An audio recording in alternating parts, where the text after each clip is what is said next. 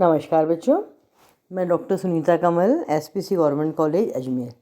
देखिए बच्चों, आज जो हम वीडियो बनाने जा रहे हैं वो आपके प्राचीन भारत के इतिहास में शुंग वंश पर आधारित है कि शुंग वंश की स्थापना कब हुई, शुंग वंश की स्थापना किसने की। शुंग वंश के विषय में हम आज चर्चा करेंगे। देखिए बच्चों, मौर्य काल, मैंने आपको पिछली वीडियो में मौर्य साम्राज्य के पतन के कारण बताए थे कि मौर्य साम्राज्य का पतन किस प्रकार से हुआ। मौर्य काल के बाद मौर्योत्तर युग में शुंग वंश की स्थापना हुई। तो आज हम देखेंगे शुंग वंश की स्थापना किसने की। शुंग वंश की स्थापना पुष्यमित्र शुंग ने की। पुराणों के अनुसार पुष्यमित्र शुंग ने अंतिम मौर्य सम्राट बृहद्रथ को मार करके मौर्य वंश को समाप्त करके एक नए राजवंश की स्थापना की, जो इतिहास में शुंग वंश के नाम से प्रसिद्ध है। हर्षचरित ग्रंथ से भी इसी कथन की पुष्टि होती है। शुंग कौन थे, ये बहुत विवादास्पद विषय है। डॉक्टर हरप्रसाद शास्त्री ने उन्हें ब्राह्मण माना है। शुंग उनका कुल रहा होगा। और पाणिनि का अष्टाध्यायी, देखिए विद्यार्थियों, आप 2-2 नंबर के प्रश्न में याद रखिएगा। आपसे मान लीजिए पूछ लिया जाए कि अष्टाध्यायी किसका लिखा हुआ है, तो आप क्या बताएंगे? पाणिनि का। पाणिनि के अष्टाध्यायी में शुंगों का संबंध भारद्वाज गोत्र से स्थापित होता है। तो स्पष्ट है कि शुंग जो है वो ब्राह्मण थे। वैसे पुष्यमित्र शुंग के प्रारंभिक जीवन की ज़्यादा जानकारी नहीं मिल पाती है। केवल इतना पता चलता है, वो आपको मैंने ऊपर भी बताया, कि वह मौर्य सेना का सेनापति था और उसने प्रज्ञा दुर्बल, दुर्बुद्धि अथवा निर्बल बुद्धि सम्राट बृहद्रथ की हत्या करके सिंहासन पर अधिकार प्राप्त कर लिया था। पुराणों में इस सेनापति के लिए औदिभज शब्द का उपयोग किया गया है, जिसका अर्थ होता है आकस्मिक रूप से उदय होने वाला। तो अब आप देखिए कि पुराणों में मौर्य वंश का शासन 137 साल माना है। चंद्रगुप्त मौर्य के सिंहासन की तिथि 322 ईसा पूर्व मानी जाती है।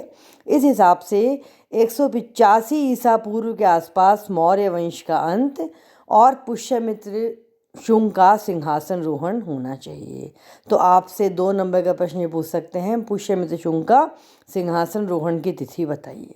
और पुष्यमित्र शुंग ने किस प्रकार से शुंग वंश की स्थापना की थी। तो अंतिम कमज़ोर दुर्बल बृहद्रथ जो राजा था, उसको मार करके सिंहासन प्राप्त किया था। अब आप देखिए कि उसके शासनकाल की, पुष्यमित्र शुंग के शासनकाल की 2 ही घटनाएं प्रमुख रूप से हमें मिलती हैं। विद्यार्थियों, आप याद रखिएगा, एक तो विदर्भ का युद्ध और एक यवन का युद्ध। तो पुष्यमित्र शुंग के समय की प्रमुख घटनाओं में से एक है विदर्भ के युद्ध। विदर्भ के लिए युद्ध लड़ा गया है। इस युद्ध का विस्तृत विवरण तो हमें नहीं मिलता, लेकिन जो मालविक अग्निमित्र जो नाटक है कालिदास का, आप लोग याद रखिएगा, मालविक अग्निमित्रम नाटक में थोड़ी बहुत जानकारी मिलती है। इस नाटक के अनुसार विदर्भ जो आधुनिक बरार है में हाल ही में एक नया राज्य स्थापित हुआ है, जिसका राजा यज्ञसेन था। यज्ञसेन पुष्यमित्र शुंग का शत्रु था। अंतिम मौर्य शासक के समय में जिन 2 परस्पर विरोधी गुटों का उदय हुआ, उनमें से एक नेता पुष्यमित्र शुंग और दूसरे का नेता मंत्री था। यज्ञसेन इसी मंत्री के निकट का संबंधी था, अर्थात सम्राट बृहद्रथ की हत्या के बाद पुष्यमित्र ने मंत्री को बंदी बना लिया। शायद इसी समय विदर्भ का प्रांतीय शासक यज्ञसेन स्वतंत्र हो गया था और विदर्भ के पड़ोसी प्रांत विदिशा में पुष्यमित्र का पुत्र अग्निमित्र नियुक्त किया गया था। और इस प्रकार से यज्ञसेन का चचेरा भाई माधवसेन अग्निमित्र का मित्र था। एक दिन जब माधवसेन अपनी बहन मालविका के साथ विदिशा को जा रहा था, उसी समय में विदर्भ की सीमा पर यज्ञसेन के सैनिकों ने दोनों भाई बहनों को बंदी बना लिया। इस पर अग्निमित्र ने अपने सेनापति वीरसेन के साथ विदर्भ पर आक्रमण कर दिया और शायद यज्ञसेन पराजित हुआ। उसे अपना आधा राज्य माधवसेन को देना पड़ा और पुष्यमित्र की अधीनता भी उसको स्वीकार करनी पड़ी थी। इस प्रकार से ये तो विदर्भ युद्ध का परिणाम हुआ। अब इसके बाद यवन युद्ध जो हुआ, पुष्यमित्र शुंग के शासनकाल की दूसरी घटना है यवन आक्रमण। उसके समय में यवनों ने आक्रमण किया।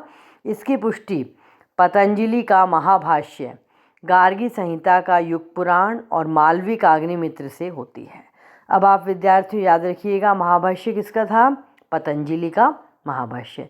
पतंजलि के महाभाष्य में उदाहरण के रूप में लिखा गया है कि यवनों ने अयोध्या पर आक्रमण किया और यवनों ने माध्यमिका नगरी चित्तौड़ पर आक्रमण किया, और गार्गी संहिता में यवनों के साकेत, मथुरा, पांचाल और पाटलिपुत्र पर भी आक्रमण का संकेत मिलता है। और मालविकाग्निमित्र में पुष्यमित्र के पौत्र वसुमित्र और यवनों के मध्य संघर्ष का उल्लेख है। संघर्ष का कारण अश्वमेध यज्ञ के घोड़े को यवनों के द्वारा पकड़ना था। इन प्रमाणों से भारत पर यवनों का आक्रमण होना और उनकी पराजय सिद्ध होती है। अब इसके बाद में अश्वमेध यज्ञ पतंजलि के महाभाष्य और मालविक अग्निमित्रम से प्राप्त होता है कि पुष्यमित्र शुंग ने अश्वमेध यज्ञ किया था। पुष्यमित्र शुंग द्वारा अश्वमेध यज्ञ का आयोजन ब्राह्मण व्यवस्था की संस्थाओं का पुनरुद्धार दर्शाता है।